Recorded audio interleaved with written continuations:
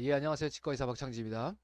오늘은 이 치과진료 코디네이터 양성과정, 교육과정에 관련돼서 여러분들에게 과정을 안내드리고 또 과정 후에는 어떻게 취업생활 하시게 될 건가 이런 부분들을 자세하게 미리 알려드리기 위해서 제가 카메라 앞에 섰습니다.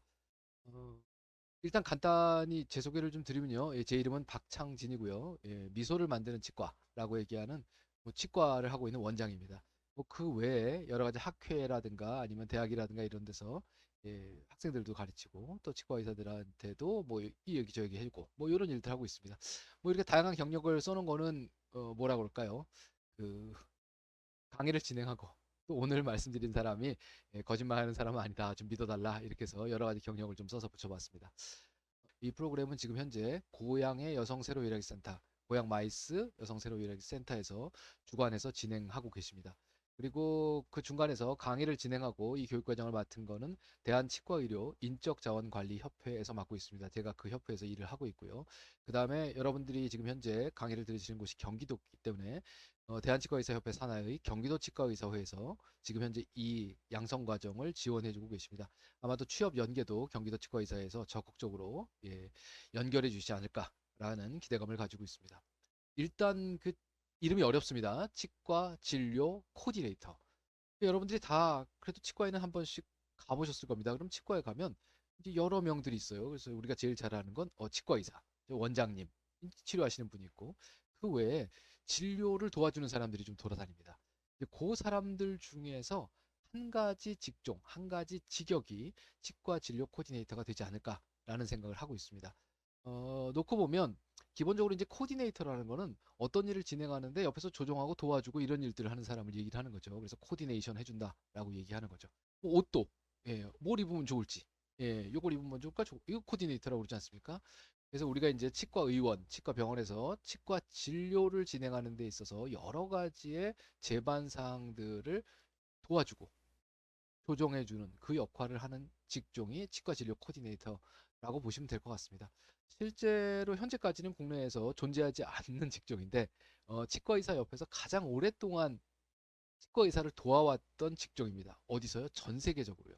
우리나라는 약간의 이 직역 간의 문제가 있어서 현재까지 이 직종이 자리매김을 좀 못하고 있는 그런 부분이 있어서 이제 공식적으로 치과의사회에서 이런 일들을 진행해서 이 직종을 새롭게 만들어 보자. 그래서 여러분들이 이 경기도 치과의사에서 주관하는 이 치과 진료 코디네이터 양성 과정의 일기가 되실 겁니다. 치과에 갔다고 한번 생각을 해보시자고요. 현재 치과 의사가 진료를 합니다. 그럼 그 진료하는데 옆에서 누군가 막 도와주죠. 뭐 아프면 하나 있지 않습니까? 근데 이제 우리가 치과의 문을 처음 열고 들어가면 누군가가 어서 오세요 하고 인사를 합니다. 그렇죠. 그리고 예약을 좀 잡아주고. 그런 일들 하는 게 이제 예약하고 환자 관리하고 이런 일들입니다. 보통 무슨 일을 하냐면 전화를 받겠죠. 그 다음에 예약 잡아주고 변경하고. 그 다음에 이제 환자가 궁금한 거 좀 대답해주고. 그 다음에 안 오시는 분들 왜 안 왔는지 문자도 좀 보내고. 그리고 처음 오신 분들은 차트 쓰라고 좀 뭐 이렇게 종이 같은 것도 주고 주민등록번호도 물어보고 이런 일 하지 않습니까? 예, 이런 일들 하는 거. 그 다음번에 이제 진료를 하려고 그러면 진료 전에 준비를 해야 됩니다. 기구가 소독이 돼 있어야 될 거고요. 또 체어도 깨끗하게 정리가 돼 있을 거고. 또 필요한 재료들을 잘 구매해서 어딘가 장에 보관이 되고 있어야 되겠죠. 진료가 끝나고 나면 또 누군가가 진료를 잘 정리해야 됩니다. 그래서 체어도 정리하고 기구도 세척하고 또 소독 멸균을 해야 될 거고요. 그다음에 이 중간에 혹시라도 우리가 이제 뭐 금으로 때우거나 이런 거 하면 이 기공물이라고 그러는데 이 기공물을 기공소에 전달하고 또 장비에 문제가 없는지 잘 들여다보는 거 이런 것들도 필요하고요. 문제가 생기면 이제 내가 고칠 수 없으니까 장비회사에 연락을 해야 되겠죠. 그다음에 이제 진료가 끝나고 나서 환자가 집에 갈 때는 이제 수납을 해야 되죠. 그래서 치료비를 어떻게 받을 것인가, 치료비를 받았고 또 이번 달에 오늘 또 얼마나 벌었고 이런 것들 이제 회계 처리하는 것들 이런 것들이 필요할 거고요. 그 외에 이제 병원의 관리라든가 뭐 비품이라든가 병원에도 휴지는 사야 되거든요. 그렇죠. 그다음에 이제 각종 서류, 그다음에 보건소에서 왔다 갔다 하고 있는 공무들을 관리하는 거. 이런 일들이 병원에서 일어나는 전반적인 상황이라고 보시면 될 것 같아요. 그런데 사실 요 진료라고 하는 요 테두리 안에 있는 거는 우리가 알고 있는 면허증 같은 자격증이 있어야 됩니다. 저 안에 들어가서 환자를 직접적으로 보고 있는 사람들이 있을 거고요. 요 제반 사항들은 실제로 어떠한 자격증이나 면허증에 크게 구애를 받지 않습니다. 하지만 이제 우리가 여기서 일을 할 수 없는 이유는 말을 못 알아들어요. 예를 들어서 우리가 카페에 근무한다 그러면 최소한 카페 라떼는 뭐 하고 뭐를 어떻게 넣는 건지는 알아야 될 거 아닙니까? 그다음번에 우리가 요리를 한다 그러면 야 저기 과도 좀 갖고 와봐라. 그런데 칼이 쫙 있는데 그중에 어느 게 과도인지는 알아야 되거든요. 그래서 이제 이런 것들이 너무나 일반인들한테는 낯선 분야이기 때문에 실제적으로 이 분야에 진출이 쉽지가 않았던 거죠. 그래서 교육과정을 거쳐서 우리가 치과 진료 과정을 잘 이해할 수 있도록, 그리고 치과에서 사용하는 용어에 대해서도 공부할 수 있도록, 그 다음에 재료를 어떤 거를 쓰는지 알아볼 수 있도록, 이런 것들은 제가 충실하게 아마 잘 강의해 드릴 겁니다. 그리고 각 치과 치료 과정이 어떻게 이루어지고 있는지, 그리고 어떻게 준비해야 되는지, 그리고 치과 내에 사용하는 장비는 뭐가 있는지, 어떻게 소독하고 멸균할 것인가, 이런 것들이 아마 강의 시간 중에 충분히 여러분들에게 전달될 것이라고 생각하고 있습니다. 그래서 이제 정리를 해보면 이런 뭐 각종 뭐 이런 꼬챙이 같은 거나 벤치 같은 것들이 있지 않습니까? 이런 것들을 이제 꼬챙이나 벤치라고 그럴 수는 없으니까 우리가 이것들의 이름은 뭐고, 요 재료는 어떻게 쓰고, 그다음에 치료 과정은 어떻게 되고, 이런 것들을 좀 알아야 되겠죠.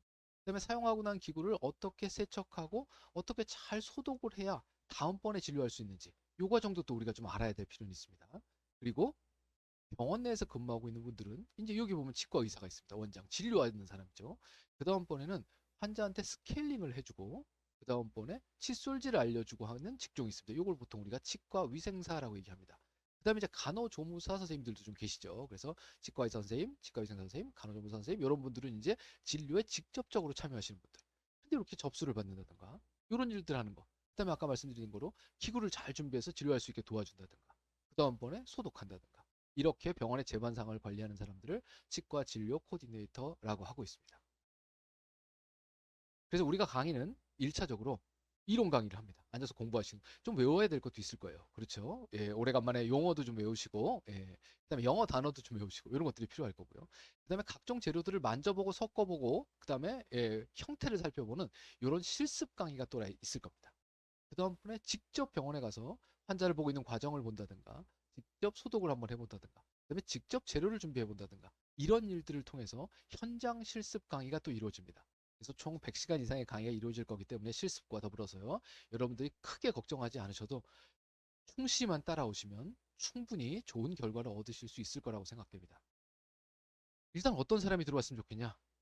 학력은 중요하지 않습니다. 고등학교 졸업자 이상이면 충분히 가능하다라고 생각하고 있고요. 왜냐하면 제가 잘 가르칠 거거든요.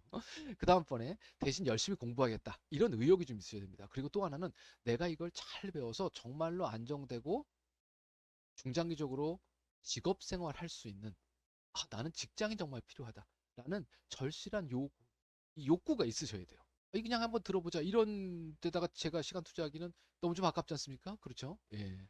그 다음번에 병원에서 근무하셔야 되기 때문에 아픈 환자들에 대한 따뜻한 마음, 그 다음에 이 사람들을 잘 도와줘야겠다는 약간의 봉사정신, 이런 것들이 좀 필요한 거죠. 그리고 또 다른 거는 윤리의식이 필요합니다. 이건 해야 되는 거, 옳은 거, 잘못된 거, 이런 것들에 대해서 한 번쯤은 근무하시면서 고민해 보실 필요는 있다라는 생각입니다.